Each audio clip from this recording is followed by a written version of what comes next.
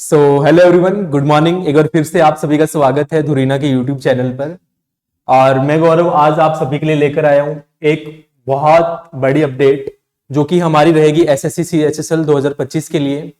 अब स्टूडेंट्स तो ये कहेंगे कि सर एसएससी सीएचएसएल का तो एग्जाम होएगा 2024 का, तो मैं बात ही करूंगा किसकी, 2025 की, है ना। अगर आपने देखा होगा, इससे पहले मैं एक दो पॉइंट डिस्कस करूंगा और उसके बाद बताऊंगा कि आज की जो हमारी वीडियो है वो मेनली किस चीज के लिए रहेगी। आपने देखा होगा एसएससी ने क्या किया था 2023 में, किसकी बात कर रहा हूं, 2023 में दिसंबर के अंदर, किसकी बात कर रहा हूं, दिसंबर में अपना पूरा का पूरा क्या कर दिया था, पूरे साल का क्या कर दिया था, पूरे साल का अपना कैलेंडर जारी किया था। क्या किया था, कैलेंडर जारी किया था। किसका, भर्तियों का। किसके लिए, एमटीएस के लिए, ठीक है, जीडी के लिए, टीएचएसएल के लिए, ठीक है, सीजीएल के लिए, स्टेनो के लिए, इन सभी एग्जाम्स के लिए क्या कर दिया था दिसंबर 2023 के अंदर, जो उन्होंने 2024 में एग्जाम्स करवाने थे, ठीक है, उनके लिए क्या कैलेंडर क्या जारी कर दिया था, कैलेंडर जारी कर दिया कि हमारा इस तारीख को, ये हमारी स्पेसिफिक डेट है, इस तारीख को हमारा क्या आएगा, नोटिफिकेशन आएगा, इस तारीख को हम क्या करेंगे, आपका एग्जाम कंडक्ट करेंगे, इस तारीख को आपका रिजल्ट आएगा, ये एडमिट कार्ड आएगा, सब कुछ फिक्स था, ठीक है। लेकिन कुछ मेरे साथी हैं जो इस वीडियो पे नए होंगे, कुछ मेरे साथी वो भी नए होंगे जिन्होंने पहली बार एसएससी सीएचएसएल का नाम सुना होगा, है ना, कि सर ये एसएससी सीएचएसएल होता क्या, आखिरकार एग्जाम क्या है, एलिजिबिलिटी क्या रहती है ना, इसकी एज लिमिट क्या रहेगी, पैटर्न क्या रहता है एग्जाम का, सिलेबस क्या रहेगा, नोटिफिकेशन कब तक आएगा, एग्जाम डेट क्या होगी, प्रिपरेशन कैसे करनी है, वो सब हम डिस्कस करेंगे। अच्छा, अब स्टूडेंट्स बोलेंगे सर अभी तो 2024 ही चल रहे हैं, है ना, आप 2025 की बात क्यों कर रहे हो। मैं वो बात इसलिए कर रहा हूं क्योंकि जैसे 2023 में सोच रहे थे ना हम लोग, क्या सोच रहे थे, जैसे 2023 में कुछ स्टूडेंट्स जिनको पता है इस एग्जाम के बारे में, वो ये सोच रहे थे कि यार अभी तो 2024 में एग्जाम होगा, कब होगा, जुलाई के करीब एग्जाम होना है इसका, तो जुलाई में एग्जाम हुआ था इसका, तो जुलाई के अराउंड एग्जाम होगा, तो हमें क्या करना है, कुछ नहीं करना। अभी जब नोटिफिकेशन आएगा इसका अप्रैल में, कब आएगा, अप्रैल में नोटिफिकेशन आएगा इसका, तो मैं तब पढ़ना शुरू करूंगा। और फिर हम सोचेंगे कि एसएससी जिसके अंदर हर साल 2-3 हजार पोस्ट के लिए 30-30, 35-35 लाख फॉर्म भरे जाते हैं, वो मैं 3 महीने में क्लियर कर लूंगा, जिसके लिए हजारों लोग क्या कर रहे हैं, 3-3 साल से मेहनत कर रहे हैं, ठीक है। तो इसलिए मैं आप सभी को एडवांस में, आप ये समझ लो कि एक इंफॉर्मेशन दे रहा हूं, एक एडवांस में ये समझ लो कि आपके लिए एक टिप है कि आगे अगर आपने अभी तक अपनी प्रिपरेशन स्टार्ट नहीं करी है, किसके लिए, एसएससी के एग्जाम्स के लिए, तो आप अपनी प्रिपरेशन स्टार्ट कर दीजिए। क्यों करनी है सर एसएससी के एग्जाम्स के लिए प्रिपरेशन स्टार्ट, वो ही बताऊंगा। क्या हमें स्टेट एग्जाम से जॉब नहीं मिलेगी, क्या हम वहां कर नहीं सकते, बिल्कुल कर सकते हैं। स्टेट में और एसएससी में क्या डिफरेंस है ना, हमें स्टेट से ज्यादा अहमियत किसको देनी चाहिए, एसएससी को, क्यों देनी चाहिए वो भी डिस्कस करते हैं, है ना। तो आज मैं एसएससी सीएचएसएल के बारे में पूरा डिटेल डिस्कस करूंगा। उसके बाद में जितने भी एसएससी के एग्जाम है, चाहे एमटीएस का हो, जीडी का हो, एमटीएस के बारे में मैंने ऑलरेडी डिस्कशन किया हुआ है आपके साथ में, ठीक है, 10-15 मिनट का वीडियो था, आप देख लेना। वो किसके लिए है, 10th पास वाले स्टूडेंट्स के लिए है, ठीक है, किसके लिए है, 10th वालों के लिए। और जीडी का भी मैंने लगभग आपके साथ में डिस्कशन किया हुआ है, तो वो भी 10th वालों के लिए। तो जो भी 10th क्लास के स्टूडेंट्स इस वीडियो को देख रहे हैं, प्लीज आप एमटीएस और जीडी की दोनों वीडियोस एक बार के लिए जरूर देख लेना। बाकी रहती है बात सीएचएसएल, सीजीएल, स्टेनो, और एक एग्जाम और ऐड कर लो एसएससी का, कौन से वाला सर, सीपीओ, ठीक है। ये सीपीओ एग्जाम भी करवाते हैं कौन, एसएससी। अब सीपीओ क्या होता है, स्टेनो क्या होता है, सीजीएल क्या होता है, सीएचएसएल क्या होता है, हमें तो कुछ समझ नहीं आया, समझ आएगा। आज की वीडियो देखो और उसके बाद में जो इस सीरीज में हमारी वीडियोस आएंगी उन्हें देखना, और उसके बाद में आपको जो माइंड ओपन होगा ना कि हम किस एग्जाम के पीछे भाग रहे थे और हमारे पास में कितनी एक अच्छी गोल्डन अपॉर्चुनिटी भी थी पिछले कुछ सालों में, जिस पर हमने क्या नहीं दिया, अपना ध्यान नहीं दिया, ठीक है। तो अब वो गलती हम आगे आने वाले सालों में बिल्कुल भी नहीं करेंगे। क्लियर यहां तक। तो आज हम डिस्कस करेंगे बिल्कुल डिटेल में एक एक चीज, किसके लिए, एसएससी सीएचएसएल के लिए, ठीक है। तो आपने थंबनेल तो देख ही लिया होगा कि ये जो वीडियो है वो स्पेशली किसके लिए, 12th लेवल वालों के लिए। और इस वीडियो को 10th वाले भी देख सकते हैं, क्यों, क्योंकि 10th वाले 10th में तो रहेंगे नहीं, 12th में भी जाएंगे, ग्रेजुएशन भी करेंगे, है ना।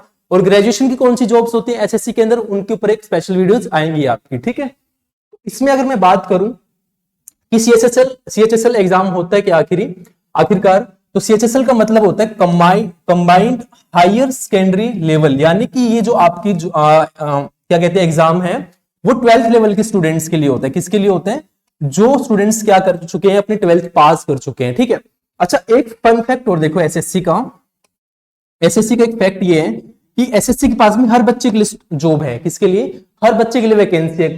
चाहे अगर आपने 10th पास कर रखी है, अभी 10th वाली बताई मैंने आपको, एमटीएस की है, जीडी की है, ठीक है। अगर मान लो आपने 10th के बाद में 12th कर ली, तो आपके पास में और ऑप्शन आ गए। क्या आ गए? आपके पास में सीएचएसएल का ऑप्शन आ गया। किसका ऑप्शन आ गया? सीएचएसएल का। आपने 12th करते ही आप एसएससी के 3 एग्जाम दे सकते हो। आपने ग्रेजुएशन कर लिया, क्या कर लिया? ग्रेजुएशन कर लिया, ठीक है। और ग्रेजुएशन करते ही क्या हुआ? आपके पास में 2-3 एग्जाम और आगे। कौन से आगे सर? आपके अच्छा 12th पे आप स्टेनो भी दे सकते हैं। जो स्टेनो है ना आपका, वो भी 12th लेवल पे ही होता है। अब स्टेनो क्या होता है सर? मैंने राजस्थान स्टेनो पे तो वीडियो बनाई रखी है कि आपको राजस्थान स्टेनो कैसे बनना है, ठीक है। अब एसएससी में आप स्टेनोग्राफर कैसे बन सकते हैं, कम टाइम में प्रिपरेशन कैसे करनी है, और इसका जो एग्जाम पैटर्न ना आप खुद देख के हैरान हो जाओगे कैसा है, ठीक है। स्टेनो का स्पेशली बता रहा हूं, ठीक है। बहुत इजीली आप जॉब लग सकते हो। क्यों लग सकते हो? एक तो सबसे ज्यादा कम फॉर्म आते हैं इसमें, यानी कि कम फॉर्म भरे जाते हैं, ऊपर से वैकेंसी अच्छी खासी आती है, ठीक है। और एग्जाम लेवल इसका आप देखोगे ना, नो मैथ्स, कोई मैथ्स नहीं आता स्टेनो के अंदर, ओनली रीजनिंग, इंग्लिश और आपका जीके, इस पे आपका एग्जाम होता है इसका, ठीक है। तो सर हमने ग्रेजुएशन कर ली, ग्रेजुएशन करते ही क्या होगा? आपके पास में सीपीयू का ऑप्शन आ जाएगा। सीपीयू क्या होता है? सेंट्रल पुलिस होता है। जैसे आप एसआई वगैरह बनते हो दिल्ली पुलिस वगैरह में ना, उसमें इसमें बीएसएफ वगैरह में, उसमें साथ में ही सीजीएल का आ गया आपके पास में ऑप्शन। किसका आ गया? सीजीएल का। कितने एग्जाम हो गए देखो, 10th करते 2 एग्जाम, 12th करने के बाद में 5 एग्जाम, ग्रेजुएशन करने के बाद में 7-8 एग्जाम आप दे सकते हो। किसके? ओनली एसएससी के। और ये नहीं है कि मान लो एसएससी ने इस साल 2023 में तो मान लो एमटीएस की वैकेंसी निकाली, 7 की निकाली नहीं, ऐसा नहीं है। पूरी की पूरी जितनी बताई है ना, इन सब की क्या निकलती है? अच्छी खासी वैकेंसी निकलती है। अच्छा, अगर अभी आपने देखा होगा किसका? जीडी का। जीडी की 40,000 वैकेंसी निकली थी। कितनी निकली थी? 40,000। देखा ही होगा आपने, फॉर्म भी भरे होंगे कुछ साथियों ने, और कम से कम 60-70 लाख बच्चे फॉर्म भरेंगे इसका, ठीक है। 40,000 भर्ती ओनली 10th पास पे, ठीक है। 160 नंबर का पेपर होता है, 80 क्वेश्चन आते हैं, बस सीधा सजा के सिलेक्ट हो जाओ, इतना सा है। तो चलो इन पे हम बाद में और डिटेल में डिस्कस करेंगे, ज्यादा नहीं। अब इस पे चलते हैं वापिस, बैक टू द पॉइंट। तो मैंने आपको बता दिया इसमें कि क्या होता है। सीएचएसएल का मतलब कंबाइंड हायर सेकेंडरी लेवल, यानी कि आपकी 12th लेवल का एग्जाम होता है, ठीक है। अच्छा, ये एग्जाम पास करने के बाद में आपको कौन सी पोस्ट मिलती है ना। अब सीएचएसएल ने एग्जाम बोल दिया, लेकिन इसका नौकरी कौन सी लगोगे, नाम क्या है उस नौकरी का। अब जैसे आपने देखा कि राजस्थान में ग्रुप सी लग रहा हूं, आपको पता है मैं क्लर्क बन जाऊंगा इसके बाद में। हरियाणा ग्रुप सी पास करके मैं क्लर्क बन जाऊंगा, ठीक है। ग्रुप डी बनते मैं चपड़ासी बन जाऊंगा। लेकिन सीएचएसएल को पास करके कौन सी नौकरी लगूंगा, नाम तो बता दो उसका। तो उसका नाम क्या है? एक होता है पोस्टल असिस्टेंट, यानी कि पीए की पोस्ट होती है। किसकी होती है? पीए की। या फिर सोर्टिंग असिस्टेंट, यानी कि एसए होता है। क्या होता है? एसए, यानी कि पीए एसए की पोस्ट होती है। इसके बाद में फिर होता है डाटा एंट्री ऑपरेटर, जिसको आप क्या बोलते हैं? डीईओ बोलते हैं, ठीक है। इसके लिए थोड़ी सी क्वालिफिकेशन में चेंजेस है, वो मैं आपको बताऊंगा आगे। लोअर डिवीजन क्लर्क, यानी कि एलडीसी, जो आप ग्रुप सी में बनते हैं, वो भी आप यहां से बन सकते हैं, ठीक है। फिर आता है हमारे पास में JSA, junior secretariat assistant. JSA की पोस्ट होती है। सारी की सारी कौन सी आपकी? टेबल पे बैठ के जॉब, डेस्क जॉब है सारी की सारी। और डाटा एंट्री ग्रेड ए, इसमें भी क्वालिफिकेशन का थोड़ा सा डिफरेंस आता है, ठीक है। अच्छा, तो ये क्या होगी? हमारी पोस्ट होगी जो आपको मिलने वाली है किसके बाद में? सीएचएसएल का एग्जाम क्वालिफाई करने के बाद में। सर एग्जाम कितनी स्टेजेस पे होता है, फाइनल सिलेक्शन कैसे होगा, वो भी हम आगे डिस्कस करेंगे, ठीक है। सारे डाउट्स क्लियर होंगे आज आपकी इस पूरी वीडियो में, ठीक है। अच्छा, अगर मैं इसकी फॉर्म्स की बात करूं, किसकी फॉर्म्स आ गए, ठीक है। इसमें कितने निकलते हैं पोस्ट, नंबर ऑफ पोस्ट कितने आते हैं? तो मई 2023 के अंदर देखो, मई 2023 के अंदर इसके कितने नंबर ऑफ पोस्ट आए थे? 1600। कितने आए? 1600। और अप्रैल 2024 में, यानी कि अपने इस साल, जो इसके नंबर ऑफ पोस्ट थे वो कितने थे? 3712, ठीक है। लेकिन अब बात आती है 2025 की डेट की, यानी कि इसका नोटिफिकेशन कब आएगा, इसके फॉर्म कब भरे जाएंगे, इसका एग्जाम कब होगा, ठीक है। तो अगर मैं उसका डिस्कस करूं, तो आपका जो नोटिफिकेशन है, इसकी बात कर रहा हूं, नोटिफिकेशन है आपका एसएससी सीएचएसएल का, वो आपको देखने को मिलेगा अप्रैल में, ठीक है। हर साल लगभग आपका अप्रैल के अंदर इसका नोटिफिकेशन आता है। 2024 में अप्रैल में आया था, इस साल भी, अगले साल भी अप्रैल में आएगा, क्योंकि कैलेंडर भी अपना जारी हो जाएगा इसका। एसएससी का हो सकता है दिसंबर तक इसका कैलेंडर आ जाए एसएससी का, ठीक है। एग्जाम कब होगा? एग्जाम आपका होगा जुलाई तक इसका, ठीक है। जुलाई या अगस्त में क्या हो जाएगा आपका? इसका एग्जाम हो जाएगा। क्लियर यहां तक? चलो ठीक है। नेक्स्ट, अब हम बात करते हैं एलिजिबिलिटी की, ठीक है। सर एलिजिबिलिटी बता तो दी, थंबनेल से बता दी, अब 2-3 बार बता दिया, फिर से क्या बताओगे? थोड़ा सा चेंज है इसमें, वो चेंज बता रहा हूं बस, ठीक है। क्या चेंज है देखो, एलिजिबिलिटी में क्या है, essential educational qualification as on this वो डाटा एंट्री ऑपरेटर यानी कि डीईओ, मैंने बताया था थोड़ा सा डिफरेंस आएगा उसमें, क्या डिफरेंस है, या फिर डीईओ यानी data entry operator grade A in ministry of consumer affairs, किसमें कह रहा हूं, consumer affairs, food and public distribution and ministry of culture, 12th standard pass in science stream with mathematics as a subject from a recognised board और equivalent. यानी कि अगर आपको इन दो पोस्ट के लिए जाना है, किसके लिए बात कर रहा हूं, डीईओ और डीईओ ग्रेड ए, अगर आप इन दोनों पोस्ट के लिए स्पेशली अप्लाई करना चाहते हैं तो आपके पास में क्या होना चाहिए, साइंस बैकग्राउंड होना जरूरी है।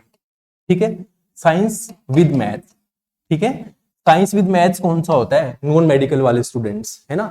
जैसे अगर आप चार को कैटेगराइज करो, एक होते हैं मेडिकल वाले, एक होते हैं नॉन मेडिकल वाले, एक होते हैं कॉमर्स वाले, एक होते हैं आर्ट्स वाले, तो जो ये सेकंड कैटेगरी है ना नॉन मेडिकल, ये इसका एग्जाम दे सकती है। ठीक है, और बाकी जितनी भी पोस्ट बताई, पीए की बताई, एलडीसी की बताई, एससी की बताई, उन सब के लिए, जीएससी की बताई, उन सब के लिए सारे के सारे बच्चे क्या हैं, एलिजिबल हैं। ठीक है, जैसे for LDC, GSA and DEO, DO grade A, इन सब के लिए क्या है, ओनली 12th पास ही, आपका स्ट्रीम उसमें मैटर नहीं करेगा, आपने आर्ट्स करे, आपने कॉमर्स किया, आपने मेडिकल किया, non medical, doesn't matter, matter करता है आपकी 12th पास है, 18 ईयर के हो, फॉर्म भर दो, बस तैयारी स्टार्ट कर दो, इतना सा क्या है इसका प्रोसीजर है। क्लियर यहां तक, तो ये हुआ हमारा किसका, एलिजिबिलिटी का।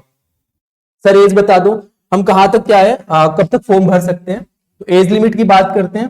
तो ये जो मैंने डाटा ले रखा है वो ले रखा है 2024 के नोटिफिकेशन से, किससे ले रखा है, 2024 के नोटिफिकेशन से।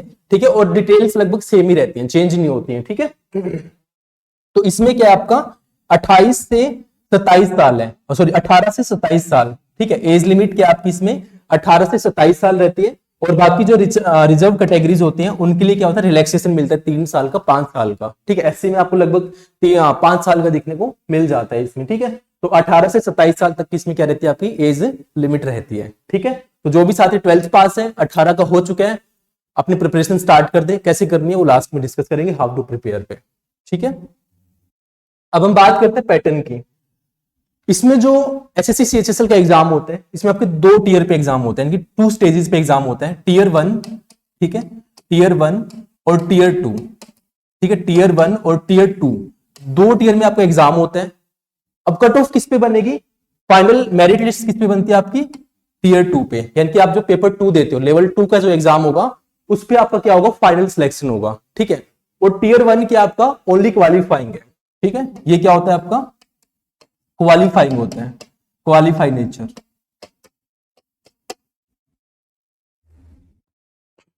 ठीक है, तो टीयर 1 क्या हुआ, क्वालिफाइड नेचर का हुआ। टीयर 2 क्या है हमारा, जिसपे फाइनल होगा हमारा सिलेक्शन। ठीक है, यानी कि मेरिट वाला। अच्छा, अब टीयर 1 में हमारा देखो कौन से सब्जेक्ट आएंगे, कितने मार्क्स के आएंगे, टाइम कितना मिलेगा, वो ध्यान रखो यहाँ पर। तो pattern of tier 1 and tier 2, तो स्कीम ऑफ टीयर 1 एग्जामिनेशन क्या होगा, देखो इसमें क्या होगा, आपका पार्ट दे रखे हैं, पार्ट 1, पार्ट 2, पार्ट 3, पार्ट 4, ये कुछ नहीं है, ये आपके सब्जेक्ट दे रखे हैं ऐसे सिंपल। ठीक है, तो देखो इसमें क्या है आपका सब्जेक्ट, देखो क्या है, इंग्लिश लैंग्वेज दे रखे हैं, बेसिक नॉलेज है, जनरल इंटेलिजेंस है, क्वांटिटेटिव एप्टीट्यूड है, इनकी मैथ्स होता है आपका, बेसिक अरिथमेटिक स्किल। ठीक है, यानी कि आपको अरिथमेटिक आना चाहिए, किसके लिए, प्री के लिए। आप इसको जो पेपर 1 होता है, जो इसका पेपर 1 होता है, ठीक है, क्या होता है इसका पेपर 1 होता है, जिसको आप क्या बोलते हैं, टीयर 1 बोलते हैं। क्या बोलते हैं, टीयर 1 बोलते हैं, इसको हम बोलते हैं प्रीलिम्स का एग्जाम। क्या बोलते हैं, प्रीलिम्स। ठीक है, तो जो आपका प्रीलिम्स का एग्जाम होगा उसमें आपके 4 सब्जेक्ट आएंगे, कौन से, English language, general intelligence, quantitative aptitude और जनरल अवेयरनेस, यानी कि आपका वही इंग्लिश, मैथ्स, रीजनिंग और जीके। अब होगा क्या, इंग्लिश के आपके 25 क्वेश्चन आएंगे 50 नंबर के, रीजनिंग के आपके 25 क्वेश्चन आएंगे 50 नंबर के, मैथ्स के आपके 25 क्वेश्चन आएंगे 50 नंबर के, और जीके के आपके 25 क्वेश्चन आएंगे 50 नंबर के। यानी कि आपके 4 subject, maths, reasoning, English, GK, चारों सब्जेक्ट आपके कितने के आएंगे, 25-25 के आएंगे। और जो एक क्वेश्चन होगा कितने का होगा, आपका 2 मार्क्स का होगा। कितने का होगा, 2 मार्क्स का, यानी कि आपके टोटल 100 क्वेश्चन आएंगे। कितने आएंगे, 100 क्वेश्चन आएंगे 200 मार्क्स के। क्लियर यहां तक। टाइम इसमें बहुत लिमिटेड है, आपको इसका ध्यान रखना है। टाइम कितना है इसमें आपके पास में, ओनली 60 मिनट। आपको 100 क्वेश्चन करने हैं विद मैथ्स, विद रीजनिंग, कितने मिनट में, ओनली 60 मिनट के अंदर। इस चीज को ध्यान रखना है। बस एसएससी में अगर कोई बच्चा ये चीज कर लेता ना, क्या चीज, जो अपने टाइम को मैनेज कर लेते हैं। ठीक है, क्या कर लेते हैं, टाइम को मैनेज कर लेते हैं, तो उसके लिए एसएससी के एग्जाम कुछ भी बड़े नहीं है। वो आराम से क्या कर सकता है, क्वालिफाई कर सकते हैं। पता है, फैक्ट और बताता हूं आपको। एसएससी में ऐसे ऐसे बच्चे बैठे हैं, आप उनसे कितनी मुश्किल से मुश्किल क्या दे दो, प्रॉब्लम दे दो, मैथ्स की, रीजनिंग की, इंग्लिश, कुछ भी दे दो, सोल्व कर देंगे। लेकिन वो एसएससी का एग्जाम क्वालिफाई नहीं कर पाएंगे। वो क्या बन जाते हैं, फिर टीचर बन जाते हैं। ठीक है, फिर आप उनकी वीडियोस देखते हैं, फिर वो क्या बोलते हैं, मेरी सबसे बड़ी मिस्टेक क्या थी, मैं एसएससी का एग्जाम क्यों नहीं क्वालिफाई कर पाया, क्योंकि मेरी स्पीड अच्छी नहीं थी। किसके लिए, टाइम के लिए।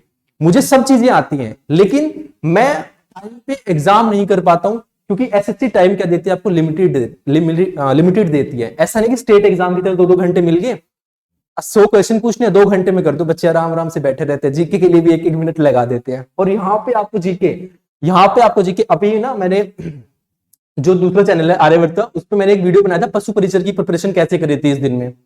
तो मैंने उसमें बताया था कि 100 क्वेश्चन आएंगे आपको राजस्थान के।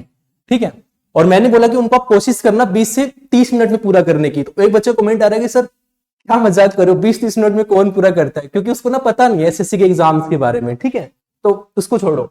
तो मैं ये कह रहा हूं कि आपको अगर एसएससी में उतरना है, अगर आपको रियल में एसएससी में आना है ना, तो उसके लिए आपको किस पे फोकस करना पड़ेगा, पढ़ाई के साथ साथ में के ऊपर। किसके ऊपर, टाइम के ऊपर। दूसरी सबसे इंपॉर्टेंट बात ये ध्यान रखना, दूसरी सबसे इंपॉर्टेंट बात ये है, आप एसएससी के एग्जाम में, जब आप एसएससी की प्रिपरेशन करते हैं, तो आप ये नहीं सोच सकते यार मैं ना जीके ज्यादा पढ़ लेता हूँ, रीजनिंग मेरे को नहीं आती, मैं छोड़ देता हूँ, बस मैथ्स पढ़ लेता हूँ, इंग्लिश पढ़ लेता हूँ, मेरा 3 से सिलेक्शन हो जाएगा। बिल्कुल भी नहीं। ये देखो 25-25-25-25 इक्वल डिस्ट्रीब्यूशन क्या हो रखा है, इक्वल डिस्ट्रीब्यूशन है। यानी कि अगर आपने एक को भी कमजोर छोड़ दिया ना, एक को भी थोड़ी सी कम रिस्पेक्ट दे दी, ये पेपर आपको कम रिस्पेक्ट देके और आपको पेपर से सिलेक्शन से बाहर कर दे। समझ रहे हो क्या कह रहा हूं?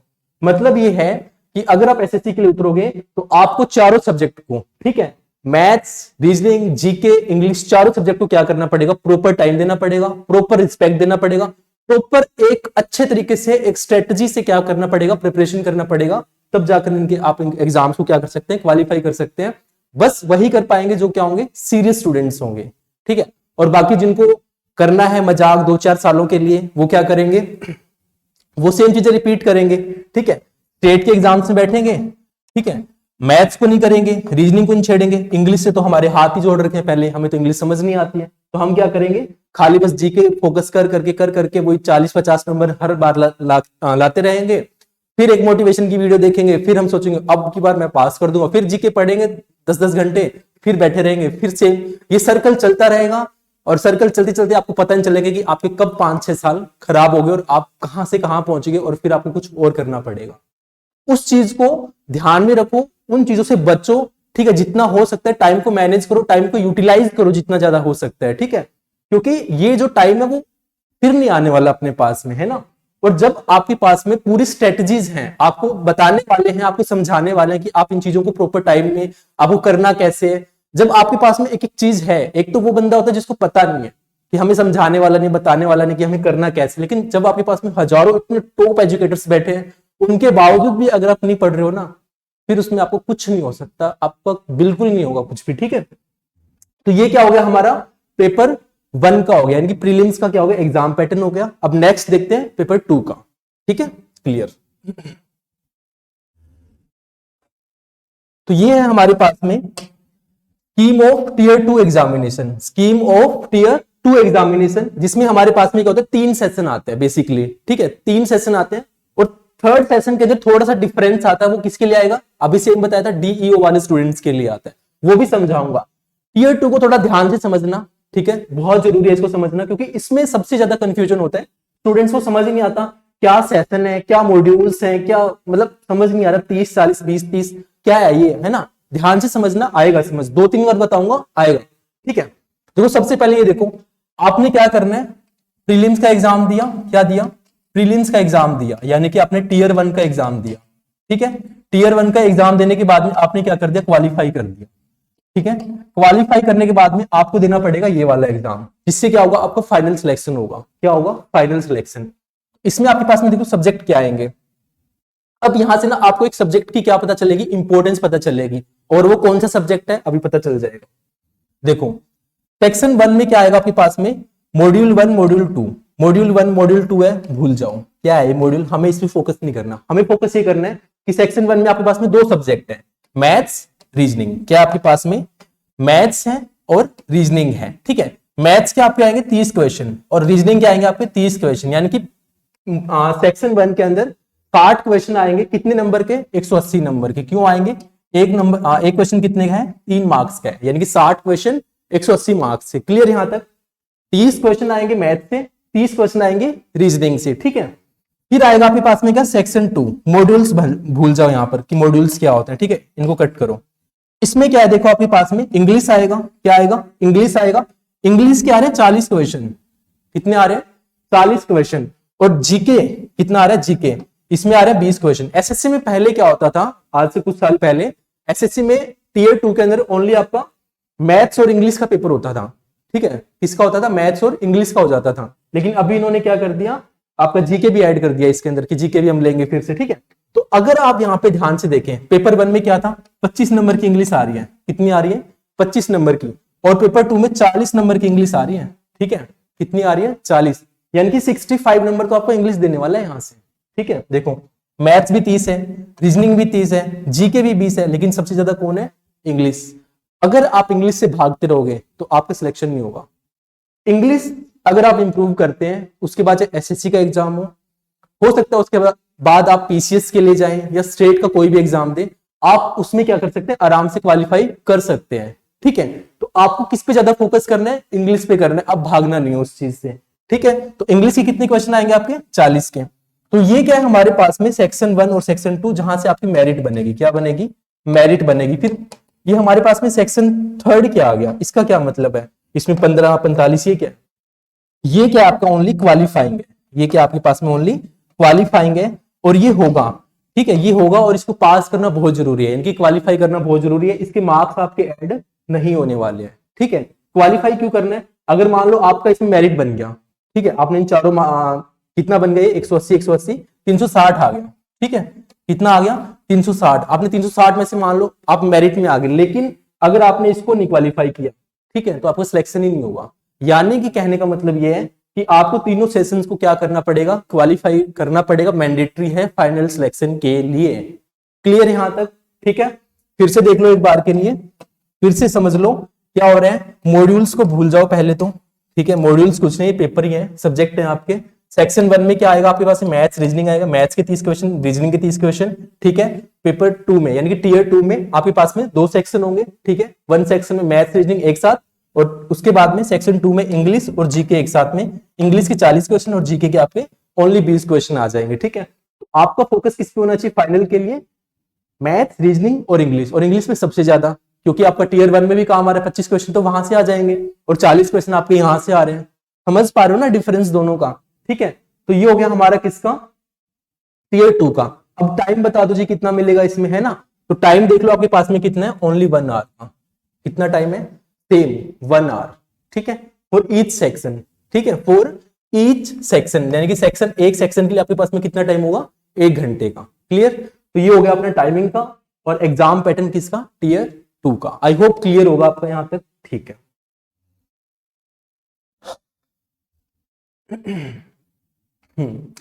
तो अब आता है हमारे पास में कि सर इसके कुछ इंपॉर्टेंट इंस्ट्रक्शंस क्या रहेंगी। तो उसमें देख लो, tier 2 will be conducted in 2 sessions. आपको बता दिया सेशन 1 में क्या था हमारा? फिर से रिमाइंड करो क्या था?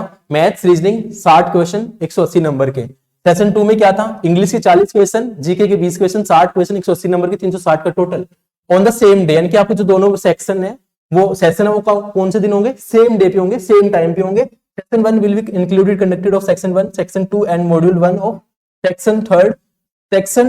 Session 2 will be include conducting of module 2 end of section 3। यानी कि सेम वही दे रखा जो भी समझाया था, ठीक है। It will be mandatory for the candidates to qualify all the sections of tier 2। यानी कि जो भी आपका सेक्शन 2 है, टीयर 2 है, उसके सभी सेक्शंस को क्या करना मैंडेटरी है? क्वालिफाई। वही सेम है। अगर आपने मान लो सेशन 1 सेशन 2 को क्वालिफाई कर लिया, सेशन 3 में क्या है? कंप्यूटर का है, स्किल टेस्ट है, टाइपिंग टेस्ट वगैरह जो भी होता है। अगर आपने उसको क्वालिफाई नहीं किया, आपको नहीं मिलेगा। आपको मान लो 360 में से 300 नंबर भी आ गए, फिर भी नहीं मिलेगी जॉब, ठीक है। तो उसके साथ में आपको किस पे ध्यान रखना है? स्किल टेस्ट पे भी ध्यान रखना है, अपनी टाइपिंग वगैरह पे, ठीक है। दूसरी बात, tier 2 will be consist of objective type question, यानी कि सारे के सारे आपके एमसीक्यू होंगे, ठीक है। ये हो गया। There will be negative marking of 1 mark for each wrong answer in section 1। Section 2 and module 1 of section 3। Candidates are therefore advised to keep this in mind while answering the questions. यानी कि आपकी कितनी की होगी negative marking? 1 mark. ठीक है, एक गलत करोगे 1 नंबर कट जाएगा। ठीक है, एक गलत करने पे 1 नंबर कट जाएगा। तो ये क्या हो गया आपका नेगेटिव मार्किंग हो गया किसका? टीयर 2 का। क्लियर यहां तक? और टीयर 1 में आपकी 1/4 होती है। कितनी होती है? 1/4 नेगेटिव मार्किंग। ठीक है, चलो बात आती है कि डिटेल सिलेबस बता दो। तो सिलेबस के लिए प्लीज आप इसके लिए रेफर कर लेना। क्या रेफर करना है इसके लिए? आप जो नोटिफिकेशन है 2024 का, ठीक है, 2024 के नोटिफिकेशन को आप रेफर करना। वहां पर आपका डिटेल क्या दिया गया है? सिलेबस दिया गया है। बट सिलेबस पर अभी नहीं, थोड़े कुछ टाइम के बाद में एक डिटेल वीडियो लेकर आएंगे कि किस टॉपिक में कौन से सब टॉपिक्स के साथ में बिल्कुल डिटेल में, फिर उसके बाद में किस टॉपिक को ज्यादा अहमियत देनी है, किसको कम देनी है, वो भी डिस्कस करेंगे एक नेक्स्ट वीडियो में, स्पेशल वीडियो में। तब तक के लिए आप नोटिफिकेशन से इसका सिलेबस देख सकते हैं। ठीक है, चलो अब हम बात करते हैं कि प्रिपरेशन कैसे करनी है, how to prepare for CHSL exam. ठीक है, इसके लिए कुछ बातों का ध्यान रखना है। सबसे पहली बात तो ये, क्या पहली बात है? पहली बात यह है कि सिलेबस। क्या बात है? सिलेबस। आप ये नहीं कर सकते कि अगर आप मान लो, मुझे ये लगा जैसे मान लो जीके है, और जीके मान लो मैंने हिस्ट्री उठाया, क्या उठाया?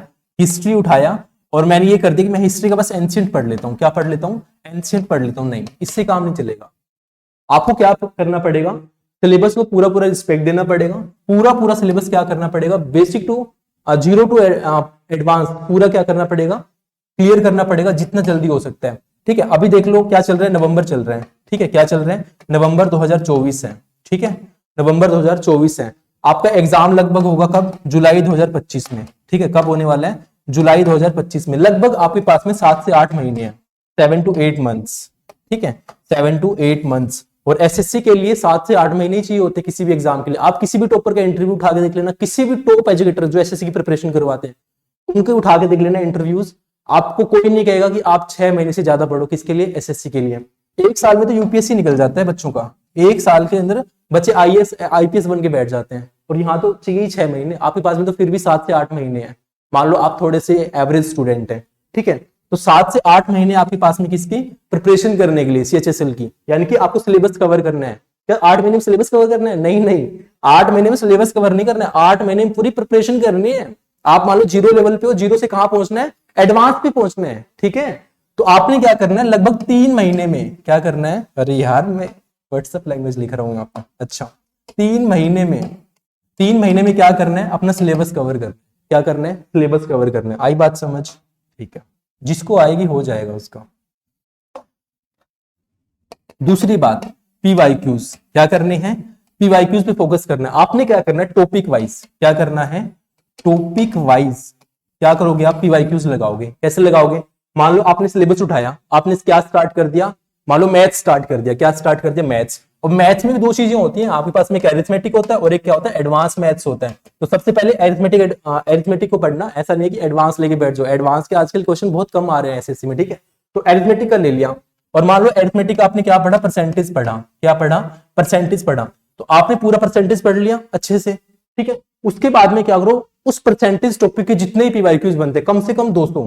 ठीक है, या तो 200 लगाओ जो मोस्ट इंपॉर्टेंट वाले हैं, या फिर क्या करो? लास्ट 5 ईयर्स के। क्या करो? लास्ट 5 ईयर्स के आप क्या लगा दो? उसके पीवाईक्यूज लगा दो। उसके बाद में वो टॉपिक आपका बिल्कुल फिनिश। किसके लिए? टीयर 1 के लिए भी और टीयर 2 के लिए भी। उसके बाद में आपका क्या होगा? Only revision revision and revision.